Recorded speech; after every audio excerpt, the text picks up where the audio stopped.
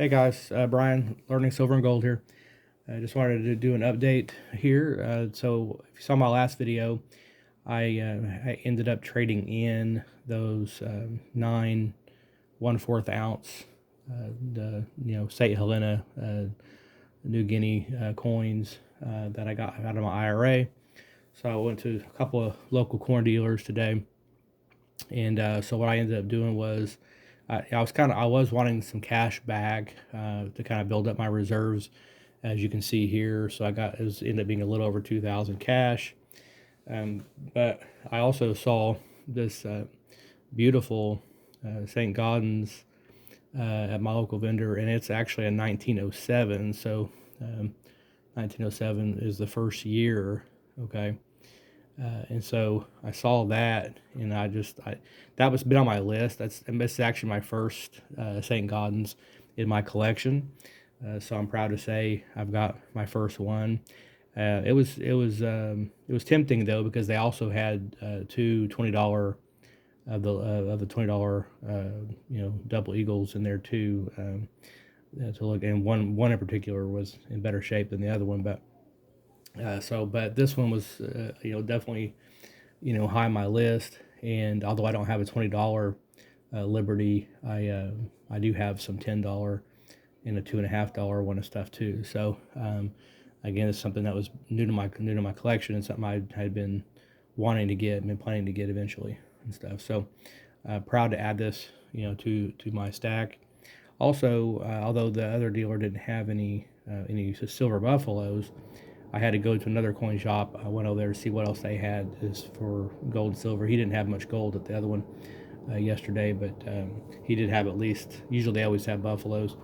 And the reason that was on my list, I just got 2 buffaloes from him because this roll was almost complete. I had 18 in here, and so it was on my list just to get 2 more to complete that roll. So that was one reason why that was on my list and stuff. So.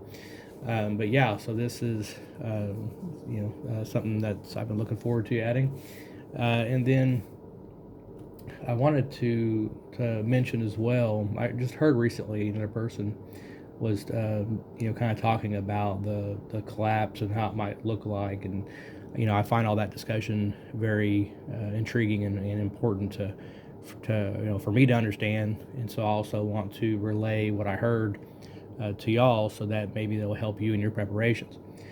So, but the person made a good point in talking about cash at the beginning of the collapse. While it's good to have some cash, okay, immediately with the collapse, but he made a good point saying that the cash will actually probably go up in value initially during a financial collapse.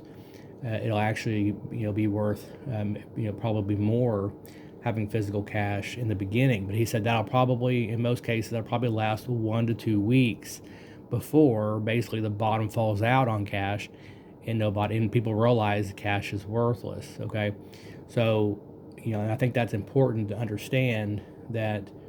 So the point is that any cash you have, once this system collapses, just know that most likely you're probably going to have about 1 to 2 weeks to spend it, to get rid of it. Okay, because that means paying debts, that means getting assets with it or whatever.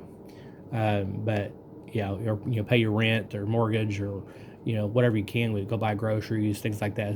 So you have like about 1 or 2 weeks before everyone else realizes that cash has no value. Okay. So I think that's an important message for people to get out there, and important to know, so that way, if you do have some cash put back, you're not sitting on it too long and you may regret it, or it just ends up being toilet paper or kindling for a fire. Okay, so, and then also it's important. I was kind of getting this ready, set up for this video, and I was looking at some of these coins, and it made me realize though that how fake our economy is. If you think about, like one of these little coins is about the size of a nickel, like an American nickel or a penny. If it's a half sovereign, it's the size of a penny, right? So people of old, can you imagine, like, this was their actual currency? Like, they actually had gold in their pocket, literally. And it just shows you the destruction over the generations that the bankers have done to our value of money, basically, for the common folk. Okay, the serfdom that they think we are. That to imagine that we used to hold stuff like this in our pocket on an everyday basis, and it was a common currency, and even silver too, and stuff. So it was very common for the people to have stuff like this, in your purse or in your pocket, for a medium of exchange. And now what they're wanting to go to is even worse than cash, because it's the CBDC is going to be even more fake. So now talk about something with no intrinsic value. Now you're going to get digits on a screen that they can also ban you from, or you cancel your account, or make your account zero overnight just because you said something. So that's where things are going, is more and more into a fake economy. Okay, and it's already, that's been the progression over the years and generations, has been to get more and more where the common people don't have any wealth. Okay, the common people aren't allowed to have any real savings or any way out, which is, like I said, more of a serfdom.